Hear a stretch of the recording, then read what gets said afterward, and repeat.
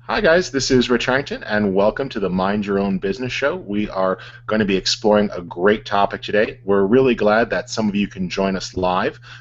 At the end of today's broadcast, we will actually be giving away a copy of the Adobe Creative Cloud Photography Plan as a thank you to Adobe for giving us that, and for those of you who could join us live. Also, we are going to be having interactive questions and answers, so you are welcome in the Q&A section. You'll see that on the Google Plus page or in the YouTube viewer. You could type in questions. If you want to go ahead and join that and just post that you're here or ask a question, we'll make sure to get to those during today's show. Before we get to our guest, I'd just like to introduce my co-host, and I'll let him tell you a little bit about himself. Welcome to Skip Cohen from Skip Cohen University. Skip, how you doing? Hey, I'm doing good. I was trying to figure out how to put the toolbox in. I think I'll just leave it alone today because we know if I get too technical here. Yes, I'm Skip Cohen, and I am the token poster child for low technology. Yes, well, you have a Which much I, nicer background and very savvy. I just got to my I'm feeling rather slummish. I just rushed in off the airplane into my basement to join us, and you have a nice, well-lit studio with sound panels. So I don't think you're that low tech. well, considering the sound panels are black Walmart beach towels on canvas stretchers from Michael's Crafts. So yeah, but they Uh, look good. See, from your end, they look like, my God, he's in a studio. Well, you look great, and we're very glad. We always have a new guest each month, and this month we are joined by Rosh Sillars. Rosh, I first met at an ASMP event, the Strictly Business Seminars, and I was just truly impressed with his business savvy. He balances both photography and traditional marketing. Rosh, why don't you give folks just a little bit about your background before we jump into today's program so they sort of know your experience? Well, hello, and I'm actually in my studio today. I've been shooting actually quite a bit lately in the studio, and our assignment ran right into our podcast. So I'm not in with all the nice microphones like Skip today. My background, my degree's in photography, but I've had a passion for both marketing and photography as well as the internet, and I've been playing around online since the early '90s. And both those passions have just developed. I developed my first social media relationship back in 1997, my first podcast in 1999, and just continued from there and really got involved in the social media side, especially for photographers in the mid-2000s, and here I am, still doing that. And all those things have really helped my career in photography and allowed me to shoot some wonderful, exciting things, so it's pretty cool. Well, let's start there, actually. And again, folks, for those of you who are watching live, we do have the ability for you to post questions. You can do that right on the player. The Q&A function is enabled, or you can add comments to the page. So be sure to post some of the questions that you have. We will be drawing from one of those questions later today and awarding a winner. You don't need to ask 10 questions. So one question will let you check in that we know that you're here, and we will be picking from one of the questions to give away a copy of Adobe Creative Cloud, the Photographer's Bundle, a little bit later. All right, so let's start with the whole concept of social media. One of the things that I think is interesting is that social media can connect us to both our peers and our customers. I think that that's an important distinction that a lot of people get a little fuzzy on. We're getting ready for WPPI coming up in the spring, and I always encounter people there. Photo Plus Expo is a couple days away, and one of the things I'm always surprised by is I'll see people that I think are doing it wrong. In other words, I try to connect with some people that I have a legitimate business relationship with, and they're maxed out on Facebook. They have 5,000 friends. They can't accept anybody more. And I'm like, no, no, no. Your Facebook page is where you actually connect with people you have a real relationship with. Right. Send all those people who are just loving your stuff to a fan page or a business page. And people seem confused, and they're sending really personal stuff out to people that shouldn't know it, and at the same time, they're sending out impersonal stuff to the masses, and they don't seem to be customizing. So, Rosh, you've done a book on this topic. Let's start at the high level. What are a couple things that photographers tend to do really wrong in your experience? Well, I think you put it exactly right in terms of understanding who you want to connect with, and connecting with an audience to share your expertise is one thing. Connecting with friends and family and associates is another. And connecting with prospects is a third. And there are many other ways you can break it down. And I like to use Twitter as an example quite a bit, just for the basic fact it's so keyword rich. I mean, the people that follow you based on the things that you talk about. And so if you talk about photography, you're going to have photographers follow you, bottom line. So if you want architects to follow you and architects to know your name and know your work, you need to be talking about architecture. If you want to be a food photographer, well, then you need to start talking food, not just photography. And I think that's true all the way across all of the different social media platforms. I mean, if you go on Instagram, you shouldn't be talking about equipment all day long and how, if you want to show that you can shoot food, show food and become that expert. And that's a big part of it. Become an expert in that area and then share the information that you think the people that would wish to hire that expert would want to hear or talk about, be involved in those conversations. Well, my good friend Gary Adcock is a food cinematographer and photographer out of Chicago, and he does a ton of work in this space, but he is such a foodie and he's so passionate about food. He's always posting on social media and talking about the great restaurants he's going to and things that he's seen and his love and the new menus. And he has a following from chefs and other people in that scene. And then he occasionally shares some of his images or things he's made. So he talks about something he's passionate on and he connects with the end customer. And I don't think it's so much that he was deliberate, okay, I have to post today on food. He's just truly passionate and he lets that passion show through. Exactly. But it's very specific to relating to the people who'd want to hire him. And I think that's an important point. And again, a lot of times photographers talk photography, which is just nothing wrong with that. And again, as your point to friends and family and sharing the kinds of things you want to share with friends and family and put that in Facebook and specific Facebook pages and so forth. So you just got to have to decide what platform, what the audience is for that specific platform for you. Cool. A couple of you have been chiming in on the comments page, not sure on how to actually ask questions. You could do it two ways. You could post a comment on the Google Plus page for those of you who registered for the event, or if you click on the interactive player in the upper right corner, it says Q&A and live. That'll pop this out and put it into an interactive player where you can post and ask questions. So you're welcome to do that, or there's also chat, so you could toss things in there if you guys would like. Now, before we go on, I'm going to toss to Skip here in just a second, who I know is always got strong opinions on photographers using social media the right way. I just wanted to say a quick thank you to our partners who are helping us bring you today's webcast. First off, thank you to SongFreedom. SongFreedom.com has a really cool music library where you can legally license popular music, and they make it very easy if you want to use this in videos, give to your clients, slideshows, DVDs, whether you're doing photo or video productions. They've got all the top artists available, and they make it easy to legally license music for a very low cost. We also mentioned we're going to be giving away a copy of the Adobe Creative Cloud for Photographers bundle, so thanks to Adobe for that. And they just released a new tool to make it easy to migrate from Aperture or iPhoto into Lightroom if you'd like to check that out. And also just a big thank you to Drobo. I actually have 4 of them sitting right up there, and we run our studio on this.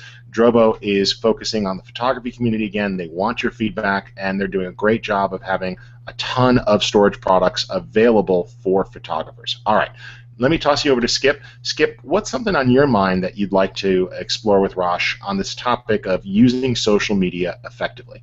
Well, it's kind of to Rosh's point. I'm maxed out on my friend page. I'm one of the guys you talked about. I've got my 5,000 friends, but with my purpose in Facebook, I almost never, I mean, there may be less than 1/100% of the number of posts I put up that might be personal. You will never see me use my Facebook page to do one of these, oh boy, I just had yogurt, yum yum.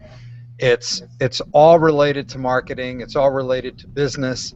And one of the challenges that I see for photographers, and I just wrote a post about this the other day related to their headshots, because photographers are failing. So many of them are, and I hate to use the word fail, I got beat up for that the other day too. They're failing at hitting their target audience because they're forgetting and putting up personal posts. And the best example, and I think we might have talked about it once with a past guest, but there was a young photographer who was trying to reach family and children. She wanted, obviously your target is mom, women make 98% of the purchase decisions, to hire a photographer. And she had this great post up on her blog that was really very funny, but it sounded like a scene out of Animal House where she and her girlfriends went out the night before and everybody got blottoed in the local bar and one of the girls went home with the drummer, and she's doing this very funny story. And I remember saying to her, now, who's your readership? And she said, well, I'm trying to target moms and my community for family portraiture. And what happens is that photographers forget which forum they're in. Now, if you have a personal Facebook page, that's great, but you also need to then make sure that you are controlling friends and family, and you really are keeping it to that inner circle, which is very difficult to do. So, you know, my argument, and I had a quote from somebody not long ago about there is no eraser on the internet.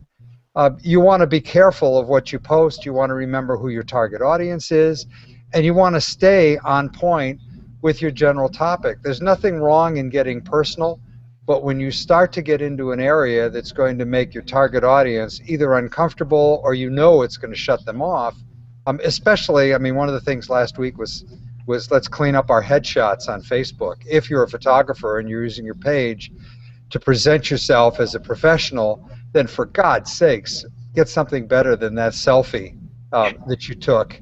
Let's really get an image up that makes you look like a portrait artist or a photographer. Right. I covered about 18 different things there. Sorry. Yeah, you know, you make some good points. The one thing, though, that I've certainly discovered through the years, and fellow bloggers have certainly discovered, the more personal you get. Now, yes, your drunken night with the girls or guys, yeah, that one can put on the shelf and be restricted.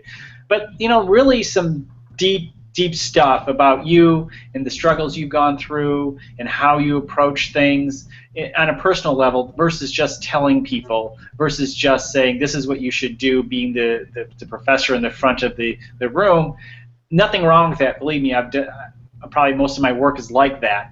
But I know that when I really just let go a little bit, put the guard down a little bit, I really do get a little more to my blog posts and to my updates and things like that. People really do care. But when it comes to my personal stuff, I let people know that they're going to follow me on Facebook.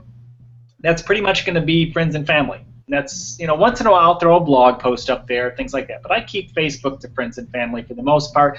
If there's a photographer interested in my friends and family life, and I don't see any objection to it, I let them in. But you know, for the most part, the people do follow me too, because you can follow people without being friends. You can follow their Facebook page, and you can limit that to public or to just friends, and you can decide which posts go where. And I think you're right. You do need to be aware of that and actually be conscious of that every time you hit the post button. No, I agree. Oh, sorry. I couldn't agree more with the opportunity to put something personal out there now and then. It's just the quality. But to Rosh's point, 100%, I couldn't agree more. Well, we had a good question actually on this, which is, okay, when I get industry folks and coworkers and my peers trying to connect with me on a social network, what should I do about it? And I think that depends, and I'd love to hear your guys' take. I limit my Facebook page to only people that I would choose to have a sit-down meal with. In other words, because they're gonna learn about me as a person. They're gonna see things about my family. You know, I get friend requests all the time from people I don't know, and I usually just ignore them. Or if I've got the time, I'll respond and say, "Why don't you follow me on Twitter or follow my public page? This is where I post all of my geeky resource stuff and public stuff." And some people take well to that, but there seems to be this, oftentimes you'll encounter this hurt feeling, well, we're friends with the same people, you should be friends with me. It's like, I don't know you. Do either of you have advice on that awkwardness, or when a client reaches out and you don't want that client to know too much about your personal life, how to handle that balance? Well, sorry, Facebook, I let funny thing is I let most people in. The area that I'm kind of picky about that is LinkedIn. I don't want to connect with people on LinkedIn that I've never met or don't know, because that is such a strong, powerful networking place. When I see somebody who knows somebody else that I want to know, when I email them or connect with them or call them on the phone, I don't want them to who is this? I don't know who, you know. I don't want that. That's such a powerful. If somebody wants to connect in my personal world, I don't care so much. If I mean, yeah, there's some I decline that are quite obvious, you know. But for the most part, if it's an interesting photographer, I state what's going on there in my about profile, and that's fine. And if I find somebody inappropriate, then I certainly, you know, unfriend them. But everybody has to decide which network that is for them. For some people, it can be LinkedIn. For a lot of teenagers, it's Twitter. All they have are private accounts to a few of their best friends. They're on Twitter all day long, but you'll never find one tweet from them because everything is secured among the 15 people that they're connected with. So everybody approaches it differently. It doesn't matter as long as you're conscious of what you're doing with that social network and how you want to approach it. Well, it's funny that you bring up LinkedIn. We actually had a question from Tony about that, and he was talking about, you know, he doesn't see LinkedIn as your friend. I actually disagree in that, for me, I connect with existing clients. I have a lot of clients that are in the high-tech space, and they change jobs every year to 3 years. And I find that people I worked with on a project then end up at another company. And it's interesting because that way I can sort of keep it. I have the paid account, and I'm able to keep track of things like, oh, a new request came in from business. Let me look at that company. Oh, somebody I did a previous job with works there now. I bet this is a referral. They told a coworker about us. Okay, let me approach this differently. This isn't a cold call. This is a high priority. Or I can actually often even see when people are looking at my page or my company page ahead of time, because LinkedIn will often give you that information when people are viewing your stuff if you have a paid account. Do either of you use this effectively? Because, you know, on the photography side, I think it depends. You know, if you are a family portrait photographer, maybe LinkedIn isn't a big part of your business, although I think it could be. For me, it's a huge part of my business because it's my Rolodex that's always current. Either of you have any advice on that? Rolodex? Oh my Yeah, God! I know. He I'm said all- Rolodex. Yeah, I use LinkedIn. There are a couple of really good discussion groups. For example, I was with Polaroid for 17 and a half years. There's a group of ex-Polaroid employees since they went Chapter 11 or Belly Up or whatever you want to call it, you know, a number of years ago. There are a whole bunch of really good Polaroid conversations about things that happen. Also, there's a tendency, it's kind of an interesting community because there are a lot of people that have helped each other. There's also another one on photo business discussions. I limit LinkedIn to people that are in photography or people that I know.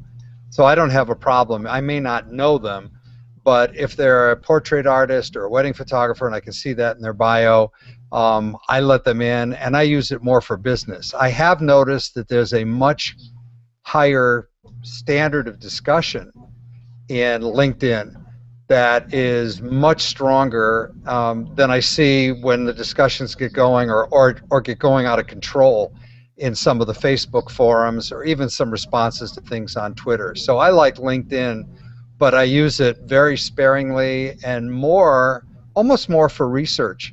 Like you mentioned, Rich, you know, you're looking at a company and you find that somebody that used to work with a previous client is there. And that's how I use LinkedIn, as well as, like I said, there's some really good discussions that take place, but much more upscale and business-oriented than some of the craziness that you get off of photography on Facebook. Yeah, we just got a comment from Joe Glida, actually. Joe's an instructor at Photoshop World and a great photographer of food and products, and he said the same thing, that he uses LinkedIn as a business network and Facebook as a personal network. Yeah. Rosh, do you think, I mean, I'm just going to be honest, like, I don't see LinkedIn as fun. Like, Facebook could be relaxing, but LinkedIn is a place where, okay, I really do need to maintain this. It's a bit of work. LinkedIn has really become hot over the last year. I mean, it's been around a long time, but over the last year especially, it's becoming hotter. There's more people there just sharing, you're getting a few of the cat pictures there now. You're getting a few things that you normally wouldn't have gotten maybe 3 or 4 years ago. So more people are active there. You have Pulse there now where you can share your expertise and write and blog there, which can be very powerful. But what I like to say to people related to LinkedIn, say, 10 years ago, 15 years ago, if I came to you, and quite honestly, the most powerful thing in LinkedIn, in my opinion, is that search box. And if I came to you and said, I have a way to connect you with people that you want to know, and one of the most powerful ways is a good referral, the people you know who know other people. So if I said to you, all you had to do is type in the name of a company or a person in a search box, and up would pop all of the people that know that person who are within my network, and there are many millions of those people, and most likely many of your friends are in my network. And not only that, it'll show you who you know that knows the people you want to know. That is powerful. That is huge. And so the ability to just type in Ford Motor Company, and now you can, or even marketing director, Ford Motor Company, whatever you wish, put that in there, and it'll show you who knows that person, and then you can introduce yourself through the person that knows them as a referral. And that brings business. That is an opportunity that we would have killed for 10 years ago. And there it is, and it's free. And as you said, you have the pro account. You can do even much more with that, tracking people, making sure that the art director that left town went to LA and then came back, they're back, and you can start building that relationship with them again. Yeah, I get updates when people have gotten new promotions or have changed jobs, and this is a reminder for me to check in with them. It's like, congratulations, or oh hey, can I take you out to lunch? People do business with people they like and respect. I actually just got contacted by a long-term client right before I jumped on this call with you all, and his response to me, I think, is very telling. He said, "Okay, I'm getting to a point where I'm thinking about making a change, and I want to figure out what my next job and my next move is. I've been at this current company for 6 years. I feel like I've maxed out what I can do. I worked with them at another company before that. We've got a 12-year working relationship, and I only see the guy occasionally because we both have very busy lives, but I keep up with him, what I call passive intimacy on Facebook. Like, we see what's going on with each other's lives, we can react, and he's like, oh, I know you're busy, and he knew exactly where I was, that I was just getting back from a trip and shooting in the desert. He's like, do you have time for lunch next week? Sure, absolutely. This is somebody I want to make time for. It's interesting how even though we haven't had a face-to-face meeting in 2 years, he still feels comfortable and knows me enough to say, do you want to have lunch next week? And this is great because both I want to help him because he's a good person who's been responsible for much of my professional success, and it's just smart to keep in touch with people as they move from company to company because this opens more doors. Well, just that passiveness in general. I mean, related to Facebook or Twitter or LinkedIn, just seeing what people are doing and just still feeling connected with their lives. And that's, a lot of times why people, out of the blue follow us. I mean, we're people in the industry that share information. A lot of people know who we are for different reasons in different sections of photography, and so they feel like they know us. And that's why they're disappointed when you say, no, why don't you follow me on Twitter? Because they think they know you. They see you. They've been watching your videos. They have a personal relationship. And then for you to turn them down is kind of a, so you really have to weigh that. So it is important to have that passiveness. That was one of the very first things I started talking about when I started talking social media about 8 years ago. I would be in front of large groups of photographers, with their arms folded, just looking at me like, yeah, this is just a fad. What are you talking about? And I remember one time a photographer saying, was that you, Skip?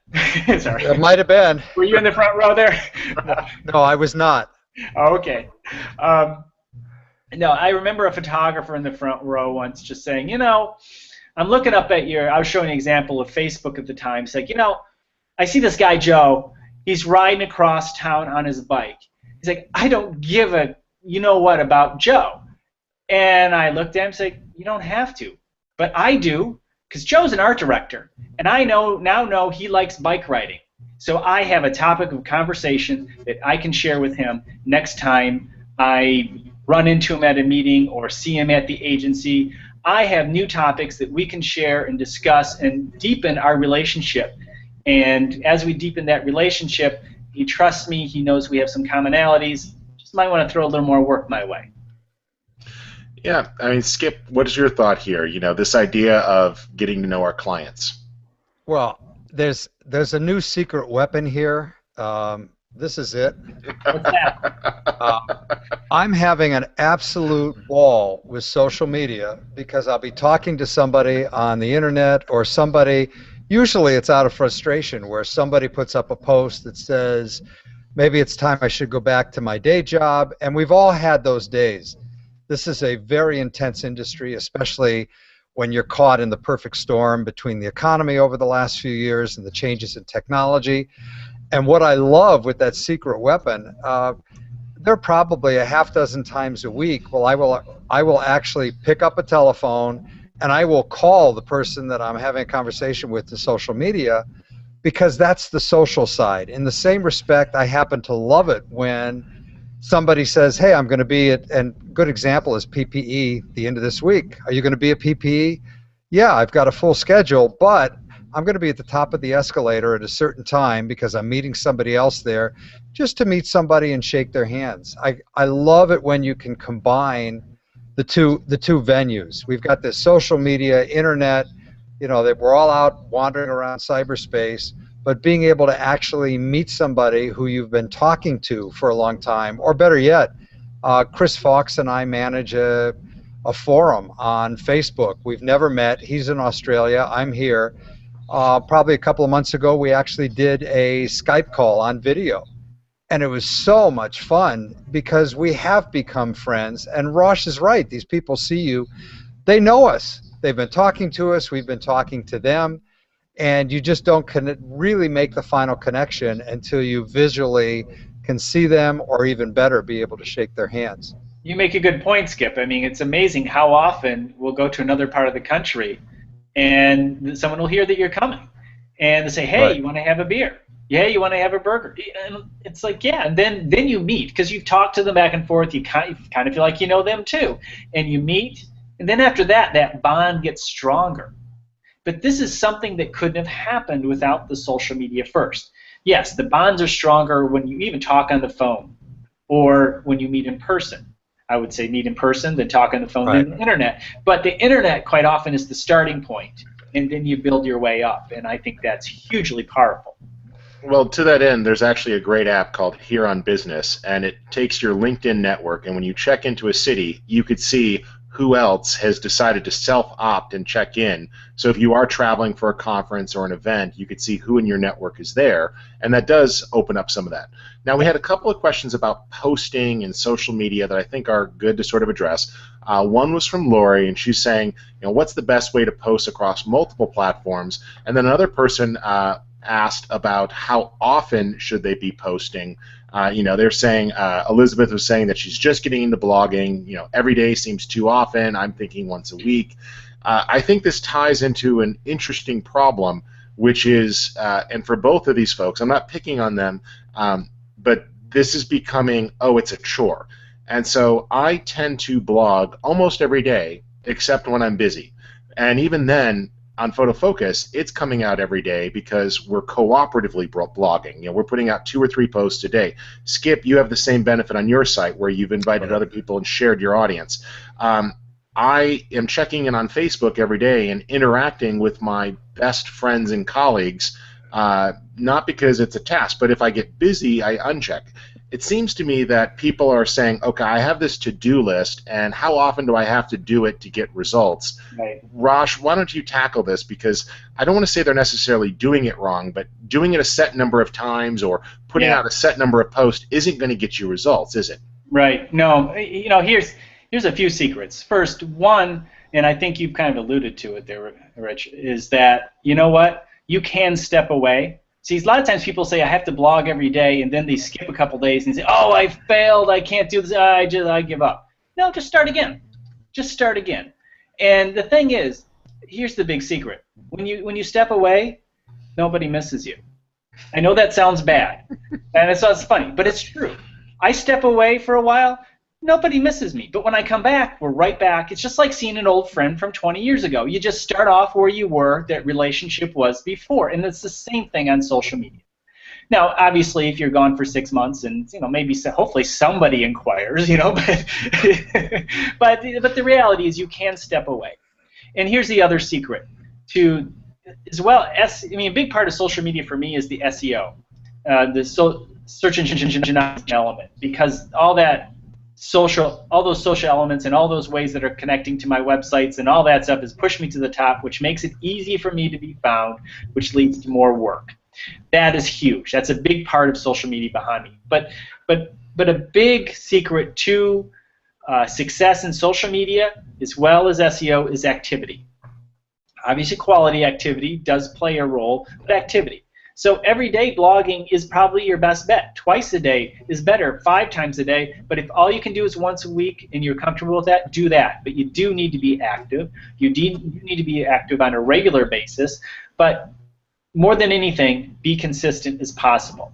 I always recommend people be consistent. Now, this is coming from probably the most inconsistent person on the web there is, but the reality is I know that is important. And be as consistent, and I just do as much as I can, and just like Rich, when I can't, I can't.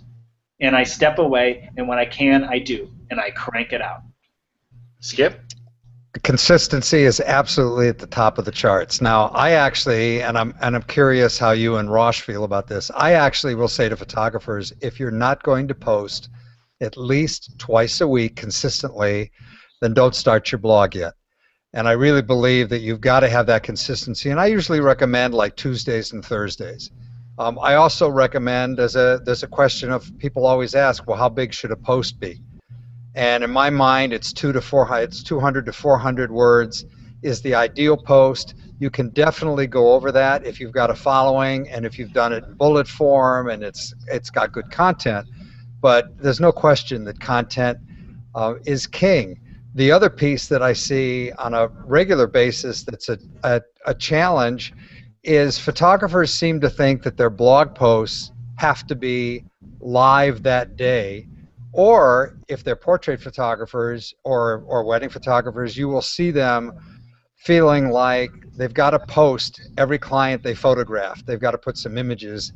And they kind of get caught into what I call riptide marketing, because once you start that as a popularity contest with your clients, it's really hard to get out of. So one of the things that I recommend to people, if you're going to start a blog, build it up. Get 20 posts in the pipeline on things that you're an expert at, being helpful. For example, for photographers, it's so easy. Everybody that's a photographer could write easily 10 posts right now on 10 different tips to taking better pictures of your family. Be helpful to your readership. Another one is profiles. You're in a community, you've lived there for at least 5 years. You've got people in the community who you love to work with. Maybe it's a favorite pizza place. Maybe it's a pharmacist. Maybe it's the bank teller. Go out and do an environmental portrait of that person and then feature it on the blog and talk about why this person is fun in your community. You're showing your work as an artist. At the same time, they become ambassadors. But I think one of the challenges to consistency is that people say, God, I woke up this morning, I didn't know what to write about. Well, if you've got a stash of 20 posts in the pipeline, then you can draw off of that stash. Every post you put up doesn't have to be the result of something you photographed today, yesterday, or last weekend. And to that end, I often see people, and you mentioned bulleted lists and headings. I'm routinely having to tweak blog posts that go on photofocus.com because people are writing epically long posts with no headings and formats and road signs, and I'm constantly splitting long posts into shorter posts. We've got people asking a bunch of questions about posting and reposting content, how they put how much information up.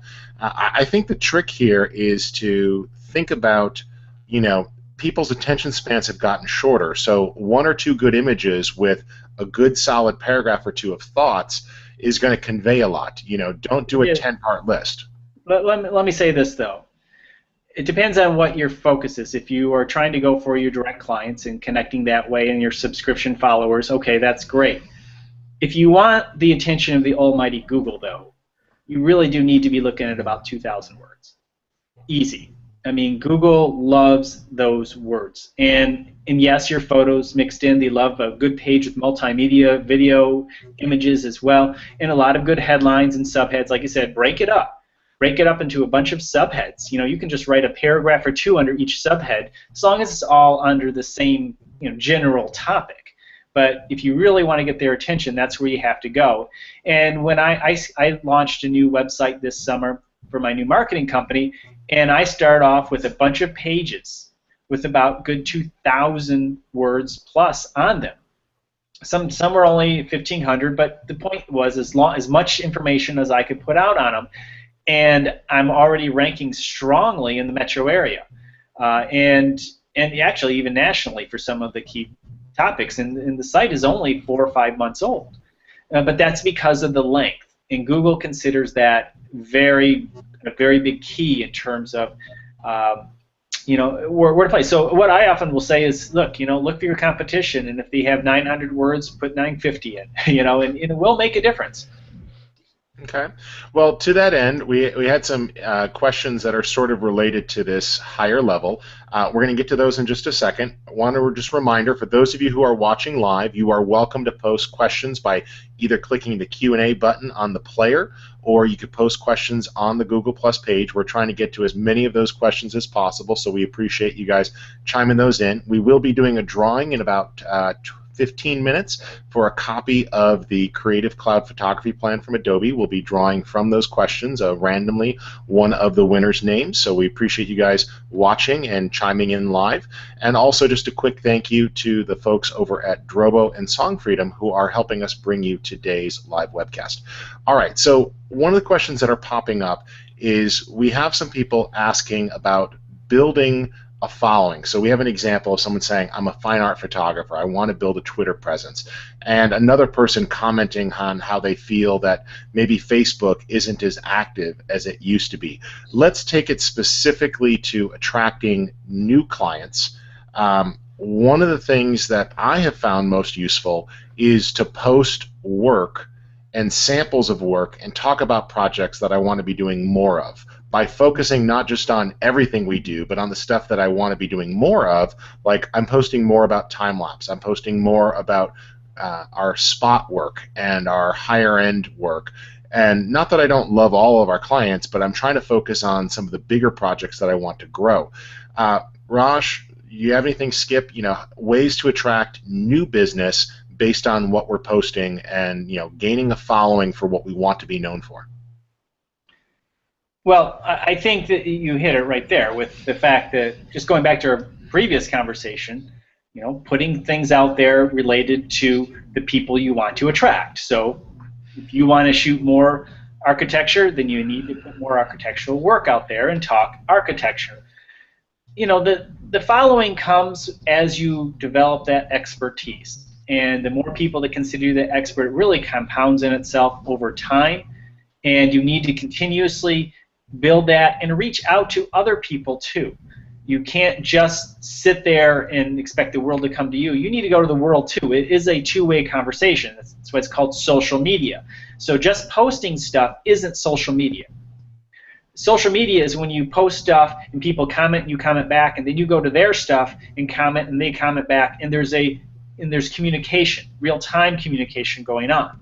And so I found, for example, I've had a big year, a lot of changes in my life, and so my social media has, in many ways, slowed down through the summer.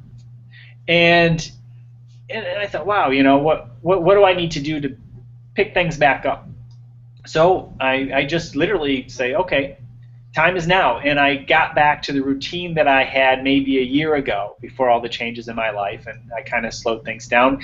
And boy, I went out there and I started commenting on other people's blogs. I started retweeting people's stuff and comment. And next thing I know, and doing more blog posts again, I'm trying to blog just about every day now again. And amazing, it's just like the whole world just opened up. So my thought is, whenever I hear that, and I don't know this photographer, but quite often when I hear someone say, you know, things are really just not happening so much on social media, it's probably because you're not happening on social media, and you need to be out there. And I don't mean that in a bad way. You just kind of cooled off. You step back, and you slow down a little bit. You just need to get out there and engage a little bit more, present a little more, and champion the people that you used to really be good friends with in the past. And you'll see some things happening again. Very cool. Skip? Yeah, I think the other part of that also, social media is only one aspect, and I think, for example, getting involved in your community, doing something in the community, and then writing a blog post about something that you were doing or an event you were at, showing that you're involved in the community and being able to get people to know you. You're really building a brand. And with all the noise in our world, you're competing with everybody from Ford and General Motors to McDonald's. I mean, there's so much noise that the average consumer gets hit with every day.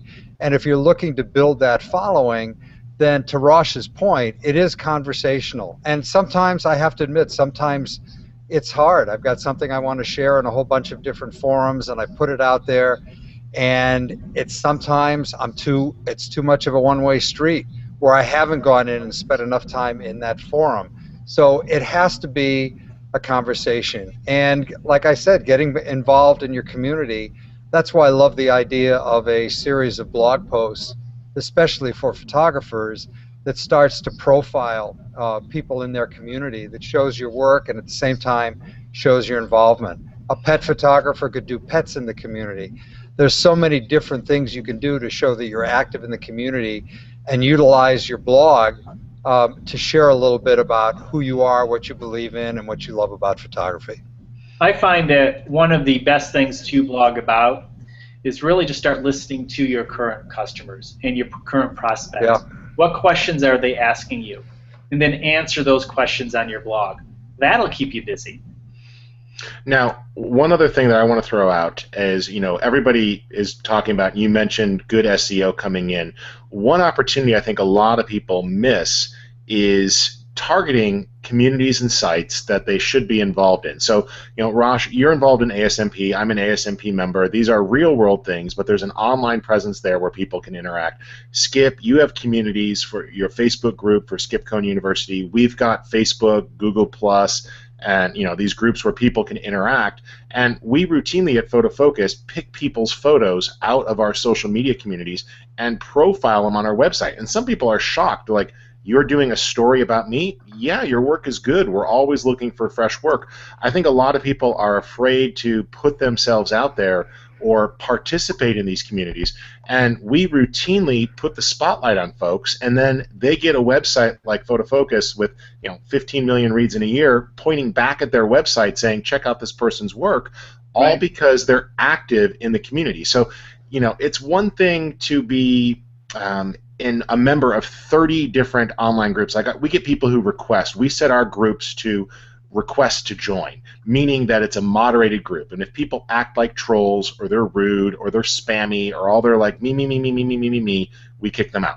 But it's the people that get involved that we put the spotlight on and who are helpful and commenting on other people's work and try to be good in critiques.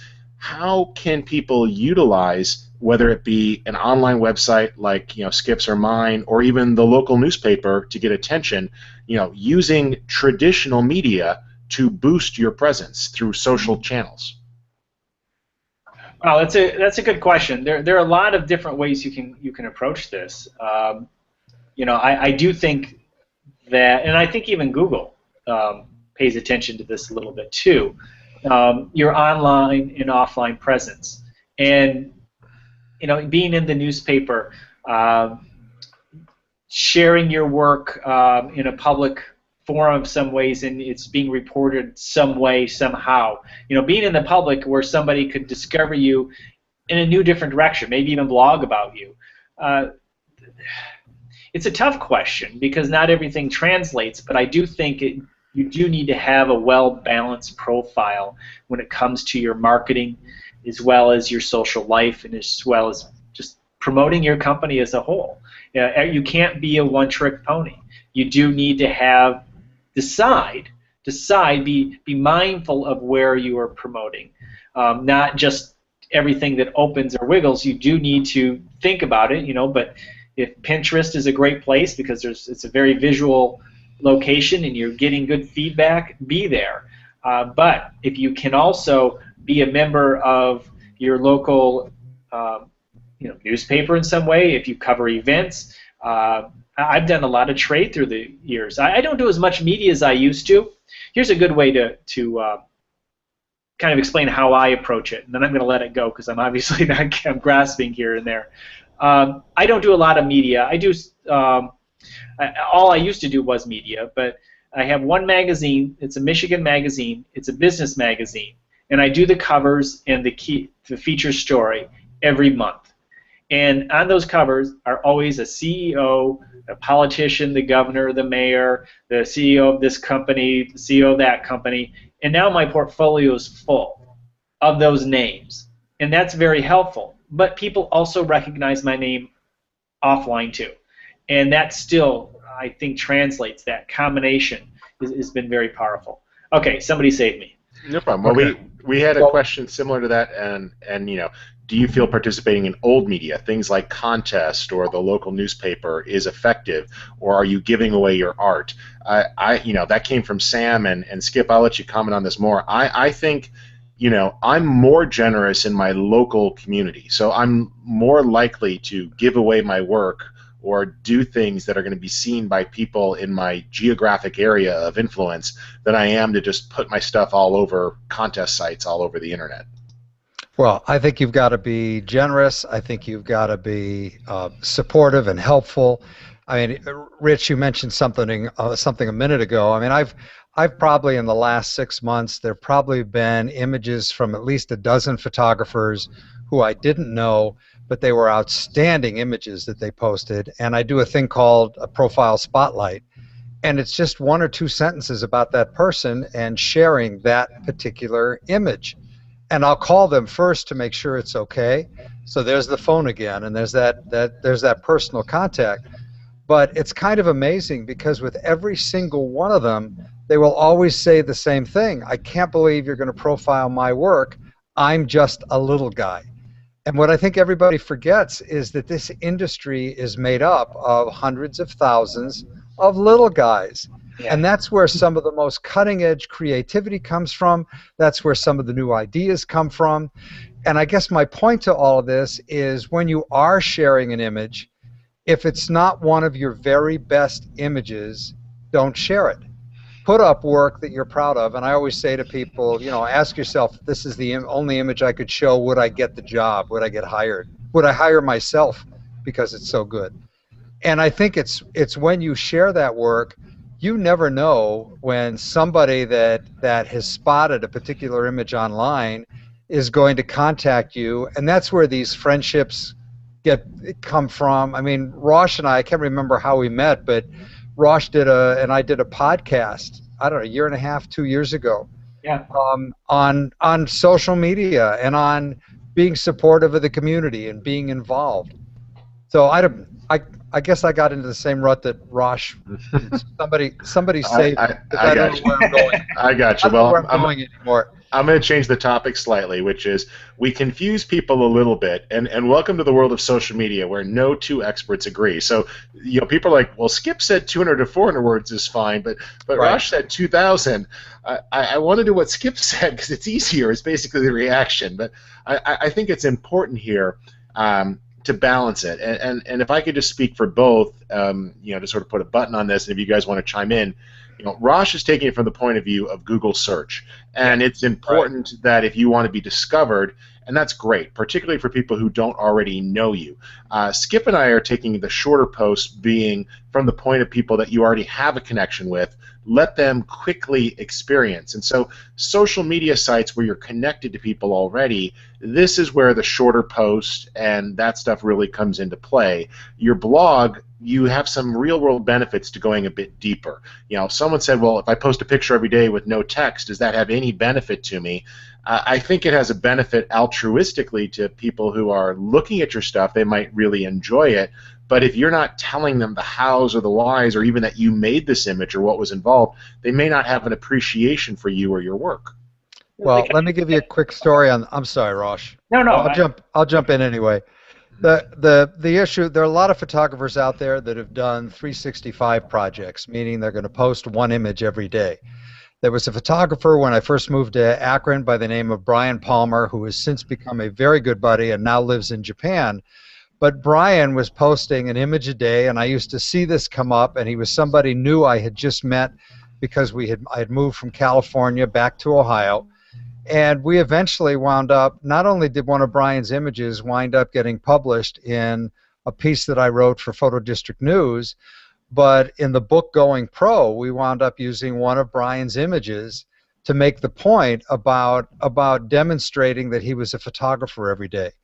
So just an image by itself, I don't think is enough, but an image with a sentence, an image that shows how, every day I want to try something different with composition or with lighting or with whatever I'm going to do with my exposure. I think that helps demonstrate the fact that you are an artist and you are a photographer.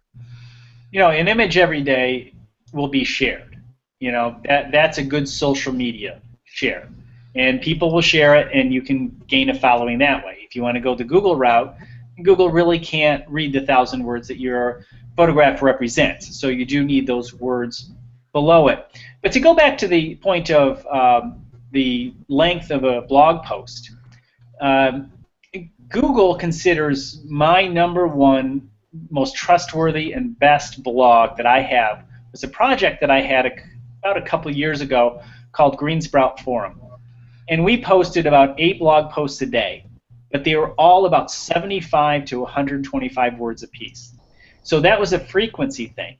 So I guess if you're really trying to think about it, maybe if you want to do frequency, you can probably, based on what I'm seeing with Google, you can go smaller. But if you really want, in terms of trust of your website, but if you really want a specific topic and you want to be #1 in the search engines, then you need to go long. Does that make sense? So trust of the website and really making a valuable website for the community, short and with a lot of posts is great. And there's just nothing wrong with it. But if you're going to be really, really short, make sure you have more than one post, a month. Well, I think a longer post, sometimes you can get away with it also, depending on the topic itself. I had a guest post recently by one of the Now I Lay Me Down to Sleep photographers that was gut-wrenching. I think it was around 1,200 words. It wound up with somewhere around 14,000 page views. Sure. And it happened because Now I Lay Me Down to Sleep put it up on their Facebook page, which has 247,000 followers. Right. I think it had close to 450 or 500 shares.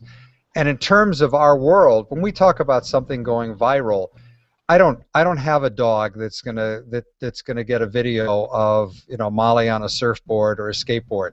It's not going to get 1 million hits. But when you talk about viral within our world of photography, you get a blog post up that gets a few thousand reads.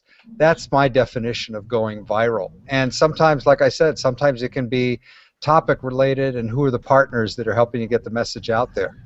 Now, there's an interesting conundrum that's popped up, and I think it's worth hitting on, and then we're going to do our drawing. But it's this challenge, and Moses brought it up in our comments, and I've seen this too. Should we be focusing on being popular and connecting with our peers, because that's what things like Google Plus is fantastic for connecting with other photographers, or should we really be focusing on connecting with potential clients? For me, it's an interesting challenge because as a public speaker and as a consultant, sometimes there's a really blurred line. And I would say that some of my best jobs have come from people who are interested in what I do, and they're interested in the topic, and so in many ways they are a fan or they are a fellow photographer, but they recognize that this was too big of a project or that they didn't have the expertise, and then they hire us as the expert to do this. This has been a lot of the cases with my time-lapse work, where I freely educate people about time-lapse photography, and then I get hired by people who are interested in time-lapse, who've dabbled in it, but who feel like they want to hire us to do it for their work. I think if you connect with your peers to an extent, this will give you good SEO juice and will have them republish and reshare your work, but you can't just focus on being the most liked photographer, or, you know, it doesn't really matter how many, you know, positive comments you get on 500 pixels. Most of those are not coming from clients. Yeah, you do have to, you know, a lot of photographers said to me, you know, I have all these other photographers following me and I don't care about them. And if you don't have the patience for them, it's not going to do you much good. And if you don't have the patience for photographers asking you questions and developing yourself as that expert, as you pointed out, then just focus on the client side. But I do believe, I mean, I've been doing my podcast for years, I've been blogging for years, tweeting for years, and no one's paying me to do that. But it does pay for itself. And it usually doesn't come directly from where I think it should. I just let it happen. And I think you guys have found the same thing, where you happen to post something or say something, and somebody said something to somebody, and next thing you know, someone's calling you to do a job. And that's kind of how it works. And I think too many photographers or business people in general look eye for an eye. Well, I won't say, you know, the industry, because I don't want this to get out. But I had somebody in a specific industry hire me, and they made a big deal. They did their first blog post, and they called me the next day, and they're like, "We're the clients." We've had a couple people. We've had a couple people. Yeah, you know, look at the post and say, "Well, you got to do another one." And you mean you got to make this consistent? Do all the things we talked about. You mean I have to write some more? I mean, I just wanted to do one post and see how that worked. Like, oh. Yeah. And he couldn't get past that. He couldn't get past it. So it was not a photographer. It was a totally different industry. But, you know, those kinds of things happened, and you just have to understand it's a consistency, it's time, it's like, I like to think of it as, you know, like compound interest. Over time, you just keep adding more and more layers, and over time, you know, with, you know, thousands of blog posts, next thing you know, you're going to have, you know, a percentage of that is going to come to you and be work. There's a great line from my old buddy Dean Collins that went, "Beauty is in the eye of the checkbook holder." and I think a lot of times photographers, developing a great blog for photographers when your target audience that's really paying for the mortgage and the bills and your equipment are your clients. Now, in my case, my target audience is photographers, and they're easy to find, and I know where they are, and I'm active in the industry. But for photographers out there, a lot of times I've seen photographers get sucked into the ego trip of having this conversation and having their peers say, "Oh my God, that's a stunning image," or "Oh my God, what a great technique." It's great to be helpful, but that won't necessarily pay the bills. So it doesn't mean you can't do both, and there aren't opportunities to do both. But I still think when a photographer is out there and their core business, let's say, is portrait or wedding work or commercial work, then your target audience for your blog really needs to be your target audience for your clients. All right. Well, speaking of that, we are going to wrap up for today. This webcast will be available back on YouTube, and you can also go back to the event page. So if anybody missed it, you can let them know that they could check this out. And in a second, I'm going to have Rosh give out some of his contact information. He also has a book on this topic, and we'll say our goodbyes. But I did want to announce, thanks to Adobe, we have a copy of the Photography Creative Cloud plan for the Photographer's Plan, which includes Photoshop, Lightroom, the apps, and some cloud storage. That's a one-year membership. And our winner today is Doug Wiggers. I apologize if I mispronounced that, but Doug, congratulations. You can get in touch with me at rich@photofocus.com, RICH@photofocus.com, or you can fill out the contact form on the PhotoFocus page, and I will get your information to Adobe.